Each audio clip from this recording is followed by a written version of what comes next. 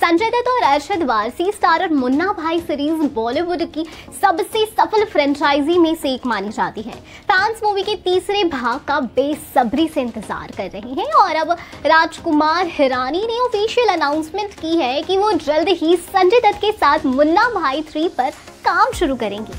जब संजय दत्त ने मूवी निर्माता को अपने जीवन के बारे में बताना शुरू किया तो वो दत्त के जीवन से इतने मोहित हो गए कि उन पर बायोपिक बना डाली। संजय दत्त की जिंदगी किसी रोलर कोस्टर राइड से कम नहीं रही है। भारतीय सिनेमा के इतिहास में किसी भी मूवी स्टार का जीवन उनके जैसा घटनापूर्ण और अशांत नहीं रहा है।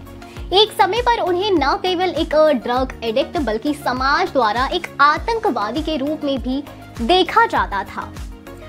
हम आज आपके लिए संजय दत्त के जीवन के बारे में कुछ अननोन फैक्ट्स लेकर आए हैं, तो चलिए जानते हैं। जब सुनील और नरगिस दत्त माता पिता बनने वाले थे तो उन्होंने अखबार में एक एड निकाला और पाठकों से अपने नवजात बच्चे के लिए नाम सुझाने को कहा था। तमाम सुझावों के बीच नरगिस को संजय नाम बेहद पसंद आया और यहीं से उन्होंने तय किया कि अगर उन्हें बेटा होगा तो वो उसका नाम संजय रखेंगे।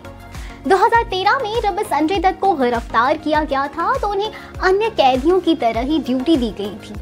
जेल में अपने समय के दौरान उन्हें पेपर बैग बनाने का काम सौंपा गया था, जिसके लिए उन्हें प्रतिदिन 50 रुपए का वेतन मिला करता था।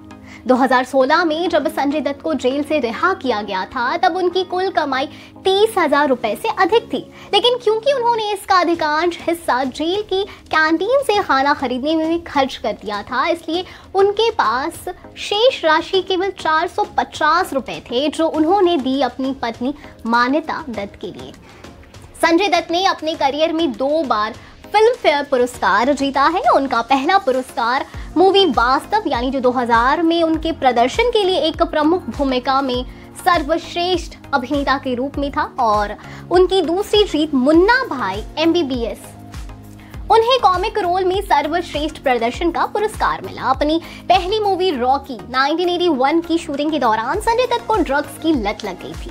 दरअसल जब वो कश्मीर में निर्धारित एक शूट के लिए यात्रा कर रहे थे तब वो 1 किलो हेरोइन ले गए थे, जो उनके जूतों में छुपाई गई थी। उन्होंने एक लीडिंग डेली को दिए इंटरव्यू में भी इस बारे में बात की। उन्होंने कहा, जब मेरी माँ का कैंसर का इलाज चल रहा था तब मैं पहले से ही ड्रग्स पर था। रॉकी बन रही थी और मुझे याद है कि मुझे इसकी इतनी लत लग गई थी कि एक बार मैं अपने जूतों में 1 किलो हेरोइन छिपाकर सफर कर रहा था। मेरी दोनों बहनें भी मेरे साथ उसी फ्लाइट में थी। उस समय एयरपोर्ट पर चेकिंग इतनी सख्त नहीं थी। आज जब मैं उस घटना के बारे में सोचता हूँ तो मैं डर जाता हूँ। मैं पकड़ा जाता तो ठीक था, लेकिन मेरी बहनों का क्या? ड्रग्स आपके साथ ऐसा करते हैं। आपको अपने परिवार या किसी और चीज की परवाह नहीं रहती। उन्होंने अपने कई इंटरव्यूज में इस बात को कबूला है कि करियर के शुरुआती दौर में शूटिंग के दौरान भी उनके हौसले बुलंद रहते थे। संजय दत्त ने अपनी पहली सिगरेट तब पी थी जब वो सिर्फ 9 साल के थे। संजय के पिता सुनील दत्त अक्सर दत्त निवास पर पार्टियां करा करते थे और उन पार्टियों के दौरान छोटे संजय लोग को धूम्रपान करते देख मोहित हो जाते थे। संजय दत्त ने ऐश ट्रे से अधूरी सिगरेट निकालनी शुरू की और इस तरह उन्होंने धूम्रपान करना शुरू कर दिया था। सुनील दत्त ने एक बार संजय को बाथरूम में धूम्रपान करते हुए देखा, जिसके बाद वो उन्हें एक कमरे में ले गए और जूतों से पीटा।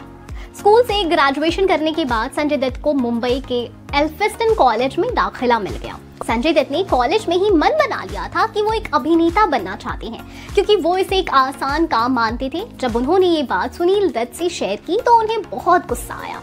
सुनील दत्त ने समझाया कि अगर एक्टिंग इतना आसान काम होता तो हर दूसरा शख्स इसमें हाथ आजमाता।